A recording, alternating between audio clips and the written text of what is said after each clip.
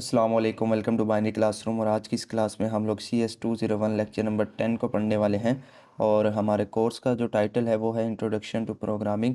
और इस लेक्चर में हम लोगों ने जो टॉपिक कवर करने हैं वो एक तो है हेडर फाइल, आइडेंटिफायर्स और उसके बाद फंक्शंस। फंक्शंस हम लोग पहले भी पढ़ चुके हैं, बट इस लेक्चर में हम लोग फंक्शन कॉलिंग के बारे में पढ़ेंगे कि किस तरह से हम लोग अपने फंक्शन को कॉल कर सकते हैं। पहले के लेक्चर्स में हम लोगों ने फंक्शन किस तरह से बनाया जाता है वो तमाम चीज़ें देखी थी, लेकिन अब हमने देखना है कि फ़ंक्शन को कॉल किस तरह से किया जाता है। तो उसके भी दो मेथड हैं, वो भी हम देखेंगे। तो सबसे पहले तो देख लेते हैं कि हेडर फाइल्स क्या होती हैं। तो अगर आपको बेसिक स्ट्रक्चर याद हो सी या C++ किसी का भी, तो उसमें हम लोग वो कोड लिखने से पहले कुछ लाइंस लिखते थे, हैश इंक्लूड stdio.h अगर सी वाले हैं। और अगर C++ में तो hash include iostream dot H भी बाज़ औक़ात लिखते हैं अकॉर्डिंग टू योर नोट्स। तो इस तरह की जो लाइन होती है हैश इंक्लूड वाली, इनको बोला जाता है हेडर फाइल्स। क्या बोला जाता है? Header files. अब ये हेडर फाइल्स लगाई क्यों जाती हैं? बेसिकली कुछ प्रोग्राम में चीज़ें ऐसी होती हैं, जो कोड होते हैं वो हम खुद से लिख के ना उनको किसी फाइल में या फोल्डर में सेव करा देते हैं।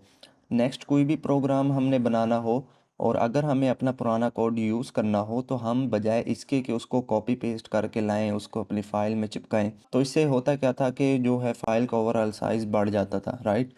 तो बेहतर यही होता है कि उसकी एक हेडर फाइल बना दें, मतलब कि उस फाइल की या उस फोल्डर की एक हेडर फाइल बना दें, और जब भी आपको वो कोड ज़रूरत हो तो आप उस हेडर फाइल को इंक्लूड करें, हैश इंक्लूड के ज़रिए उसका नाम लिखें, और देन उसके जितने भी मेथड्स हैं आप उसको यूज़ कर लें।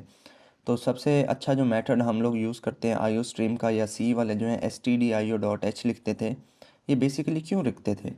इनके अंदर हमारे पास दो मेन फंक्शन मौजूद होते थे। एक, अगर सी वाले हैं तो वो सी वाले प्रिंट एफ और स्कैन एफ के फंक्शंस होते थे। इस टाइप के और भी बहुत सारे फंक्शन होते हैं जो उस हेडर फाइल में मौजूद होते हैं। सिमिलरली अगर C++ की बात की जाए तो उसमें सी आउट और सी इन जैसे जो फंक्शंस होते हैं, ये हमारे पास उसी आईओ स्ट्रीम में इंक्लूड होते हैं। उनका हमें कोड नहीं लिखना पड़ता, राइट। तो हम क्या करते हैं, सिंपल वो मेथड कॉल करते हैं और अपना काम कर लेते हैं। अब हम एक सादा सी एग्जांपल है कि हम लोग अपनी हेडर फाइल्स किस तरह बनाते हैं। तो एक सादा सी एग्जांपल है, वो है डिफ़ाइन का कीवर्ड। जो डिफ़ाइन का कीवर्ड है, इसके ज़रिए आप लोग अपनी एक बिल्कुल नॉर्मल सी हेडर फाइल बना सकते हो। फॉर एग्जांपल के तौर पे हमने यहाँ पर एक पाई की वैल्यू को डिफ़ाइन करने की हेडर फाइल बनाई है। तो लिखा हुआ है हैश डिफ़ाइन पाई 3.14। अब इसके अंदर हैश जो है ये प्री प्रोसेसर डायरेक्टिव है। डिफ़ाइन जो है वो कीवर्ड है जो हर दफ़ा आपको लगाना पड़ेगा। और जो पाई है ये मेरे उस मेथड का नाम है जो मैं इस्तेमाल करना चाहूँगा, और 3.14 उसकी वैल्यू आ गई। अब देखें नीचे प्रोग्राम में कहीं भी मुझे अगर पाई को यूज़ करना हो, यानी कि 3.14 वैल्यू को यूज़ करना हो, तो मैं सिंपल उसकी जगह पाई लिख लूँगा। अभी के लिए आपको इसका फ़ायदा ज़्यादा नज़र ना आ रहा हो, बट अगर आपका फंक्शन जो है number of lines of codes के ऊपर डिपेंड करता है, देन इसका फ़ायदा ऑब्वियसली होगा। नेक्स्ट बढ़ते हैं हम लोग स्कोप ऑफ आइडेंटिफायर। तो आइडेंटिफायर बेसिकली होता है कि आइडेंटिफायर हमारे पास यूनिक नेम्स होते हैं। यूनिक नेम्स मतलब कि वो डुप्लीकेट नेम नहीं होते, अपने आप में ख़ास अपनी करेक्टरिस्टिक्स, अपनी खसूसियात वाले नाम होते हैं, जो कि किसी वेरिएबल का भी हो सकता है, किसी फंक्शन का भी हो सकता है, या स्ट्रक्चर या क्लास का भी हो सकता है। तो ये नाम क्या काम करता है? तो नाम ये काम करता है कि कहीं भी आपने अपना प्रोग्राम के अंदर अपना वेरिएबल फंक्शन या स्ट्रक्चर यूज़ करना हो, तो आप उसको उसके नाम से बुला लेते हैं। ठीक है, तो ये वही आइडेंटिफायर इसको बोला जाता है आम लफ्ज़ों में। Identifier refers to the name given to the entity such as variable, function, structure etc। Identifier must be unique. Identifier क्या होते हैं? यूनिक होते हैं, ये डुप्लीकेट वैल्यूज़ नहीं होती। आ जाते हैं हम लोग लास्ट टॉपिक की तरफ, जो कि है फंक्शन कॉलिंग। तो फंक्शन बनता किस तरह से है, फंक्शन डेफिनेशन, डिक्लेरेशन, ये तो हम लोग देख चुके हैं। मेन टॉपिक जो है वो हमारा है फंक्शन कॉलिंग का। जब देखें ना, फंक्शन तो हमने बना लिया, मैंने कोड बना के रख लिया, बट उसको मैं यूज़ कैसे करूँगा? ठीक है, तो फंक्शन भी अगर मैंने बना लिया तो मुझे यूज़ करना है अपने प्रोग्राम में, बट मैं उसको यूज़ ही नहीं कर पा रहा। तो यूज़ किस तरह करेंगे? तो यूज़ करने के लिए हम लोग सिंपल फंक्शन कॉलिंग का मेथड अप्लाई करेंगे। अब फंक्शन कॉलिंग क्या होता है? बेसिकली कि फंक्शन को उसके नाम से पुकारा जाए और वो फंक्शन अपना कोड एग्जीक्यूट करवा दे। अब फंक्शन को कॉल करने के हमारे पास दो मेथड होते हैं। एक होता है कॉल बाय वैल्यू और एक दूसरा होता है call by reference. Call by value का काम करता है कि आप वेरिएबल के अंदर से वैल्यू पास कर दें पैरामीटर्स एज अ पैरामीटर, तो ऐसी कॉलिंग को बोला जाएगा कॉल बाय वैल्यू। और अगर आप लोग पॉइंटर्स के ज़रिए या एड्रेस को रेफ़र करते हैं और उसको parameter as a parameter pass करते हैं फंक्शन को, तो वो होता है कॉल बाय रेफरेंस। दोनों की एग्जांपल्स में मैं आपको दिखाता हूँ कोडिंग वाली कि किस तरह से। उसके पहले ये पैराग्राफ पढ़ लेते हैं। लिखा हुआ है while calling a function we pass value of a variable. जब हम कॉल करते हैं फंक्शन को तो हमें वेरिएबल की वैल्यूज़ को पास करना होता है। Such function are known as call by values. तो ऐसे फंक्शन जिसमें आप वेरिएबल के ज़रिए वैल्यूज़ को पास कर रहे हैं वो क्या होगा, कॉल बाय वैल्यू।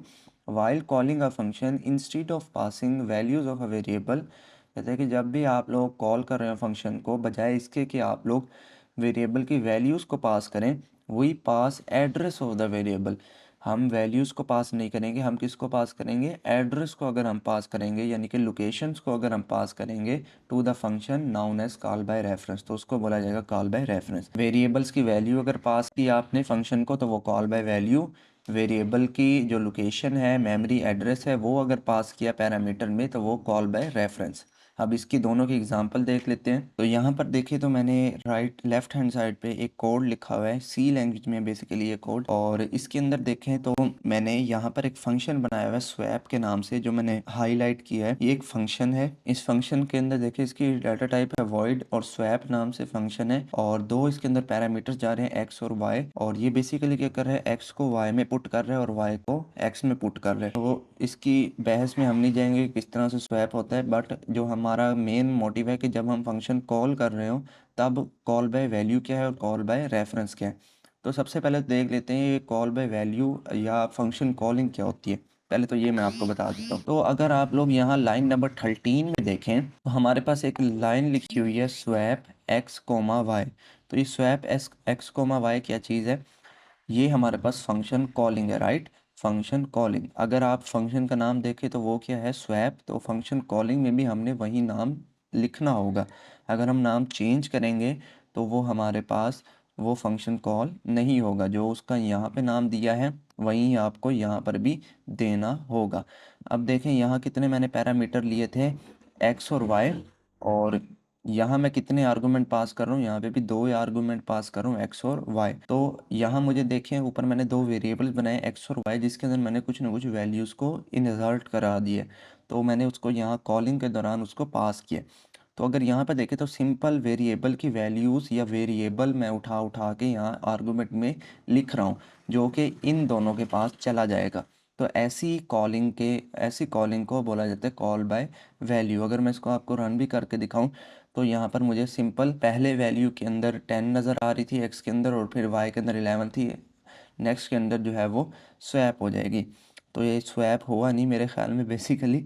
तो शायद ही इनका कोई प्रोग्राम गलत होगा, क्योंकि ये मैंने नहीं बनाया प्रोग्राम, ये इन्हीं का ही है प्रोग्राम। तो हम उसकी बहस में नहीं जाते बहरहाल कि ये प्रोग्राम सही है या गलत है। बट जो जहाँ समझने की बात थी वो यही थी कि हम लोगों ने अगर वैल्यूज़ को वेरिएबल की शक्ल में या वेरिएबल की वैल्यूज़ को पास कराते हैं वो होती है कॉल बाय वैल्यू। अब आ जाते हैं हम लोग कॉल बाय रेफरेंस के ऊपर। ओके, तो ये वाला जो मेरे पास अब प्रोग्राम है ये है कॉल बाय रेफरेंस का। अगर आप इसके अंदर थोड़ा सा गौर करें तो कुछ भी चेंज नहीं है, बस जहाँ जहाँ मैंने वेरिएबल लिखा हुआ था या एक्स और वाई यूज़ किया हुआ था वेरिएबल, वहाँ वहाँ उनके नाम से पहले मैंने स्टार लगा दिए। देखो इस जहाँ पर भी स्टार, यहाँ भी स्टार, यहाँ भी स्टार, हर जगह स्टार स्टार लगा दिए जहाँ जहाँ एक्स और वाई यूज़ किया था। ठीक है, फंक्शन में, सिर्फ फंक्शन में, यहाँ नीचे नहीं। जहाँ वेरिएबल बना रहे होंगे वहाँ नहीं, सिर्फ फंक्शन में। उसके बाद जब मैं मेथड को कॉल कर रहा हूँ, लाइन नंबर 13 देखें, जहाँ पर मैं स्वैप के मेथड को कॉल कर रहा हूँ, वहाँ पर भी देखें अगर पिछले प्रोग्राम में देखा था हमने सिर्फ एक्स और वाई को पास किया था, बट यहाँ पर देखें तो मैं लिख रहा हूँ M%X M%Y। तो बेसिकली M% किस कौन सा ऑपरेटर होता है हमारे पास, एड्रेस ऑपरेटर होता है। तो यही तो है हमारे पास कॉल बाय रेफरेंस की। अगर हम वैल्यूज़ को एड्रेस ऑपरेटर की मदद से या एड्रेस लोकेशन को शेयर करें तो हमारे पास वो रहेगा कॉल बाय रेफरेंस। अब ये मेरे पास वैल्यू जो है वो एक्स और वाई की वैल्यू नहीं जा रही होगी, बल्कि उसका मेमोरी एड्रेस जा रहा होगा। अगर मैं इसको एक दफ़ा आपको रन करके दिखाऊं तो सिंपल ये मेरे पास वैल्यू स्वैप होती नज़र आएगी। ठीक है, ये अब प्रोग्राम ठीक है, लास्ट वाला इनका ख़राब था प्रोग्राम, उसमें कोई मिस्टेक थी शायद। तो अब देखिए ये वैल्यूज़ जो हैं वो स्वैप होकर नज़र आ रही हैं। पहले x में 10 था, फिर 11 हो गया, अब यहाँ पर 11 है तो यहाँ पर 10 हो गया, यानी कि आपस में इन्होंने जगह को तब्दील कर लिया। बट हमें कैसे पता लगेगा यार ये वाकई ये एड्रेस शेयर करता है? तो अब ये देख लेते हैं कि क्या वो स्वैप करने के दौरान एड्रेस भेजता है या वैल्यू भेजता है। हम ना हमें तो नहीं पता लग रहा ना कि वाकई या एड्रेस ऑपरेटर लगाने से वो एड्रेस भेजता है। तो मैं सिंपल क्या कर लेता हूँ, यहाँ पर प्रिंट एफ का फंक्शन होता है हमारे पास वैल्यूज़ को प्रिंट करवाने के लिए सी में, तो मैं वो लिख लेता हूँ यहाँ पर। और जो सी प्लस प्लस में करना चाहता है वो सी प्लस प्लस में भी कर ले, कोई इसमें परेशानी वाली बात नहीं होती, सिर्फ सिंटैक्स का ही फ़र्क है ना। ओके, तो ये मैंने यहाँ पर इसको सिंपल उसकी जो वैल्यूज़ है उसको मैंने प्रिंट करा लिए। तो इसको अगर मैं रन करता हूँ, देखता हूँ मुझे एड्रेस मिलते हैं। तो यहाँ अगर देखें तो ये नेक्स्ट लाइन में आया नहीं, चले छोड़े इसको। तो यहाँ देखें तो मुझे ऐसे कुछ रैंडम सी वैल्यूज़ मिल रही है, तो ये इसका एड्रेस होता है। और अगर आप सी प्लस प्लस में करके देखेंगे तो वो आपको चेंज मिलेगा एड्रेस इसका। ठीक है, तो आप ये एड्रेस को इस तरह से चेक कर सकते हैं। वैसे ये चेंज भी होता है, ये कंपाइलर ने अपना एड्रेस, इनके कंपाइलर ने अपना एड्रेस चेंज किया। अगर आप अपने कंप्यूटर में करेंगे आपका एड्रेस चेंज आएगा, ये एड्रेस सेम नहीं होता, क्योंकि आप अपनी मेमोरी के हिसाब से एड्रेस आपका ले रहा होगा, इन्होंने अपनी मेमोरी के हिसाब से एड्रेस दिया है। तो ये थी आज की हमारी छोटी सी वीडियो। उम्मीद करता हूँ आपको पसंद आएगी। अगर पसंद आई तो इस वीडियो को लाइक करते हैं, चैनल को बगैर सब्सक्राइब किए देख रहे हैं तो चैनल को भी ज़रूर से सब्सक्राइब करें। मिलते हैं किसी नेक्स्ट वीडियो में, तब तक के लिए